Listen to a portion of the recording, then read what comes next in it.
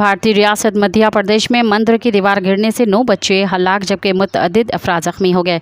भारतीय मीडिया की रिपोर्ट के मुताबिक मंदिर की दीवार गिरने का वाक़या रियासत मध्य प्रदेश के ज़िला सागर में पेश आया, जहां मकामी लोग इबादत के लिए जमा थे। रिपोर्ट के मुताबिक हादसे में हलाक होने वाले बच्चों की उम्र 10 से 15 साल के दरमियान है, जबकि हादसे में मुतअद्दिद अफराद जख्मी भी हुए हैं।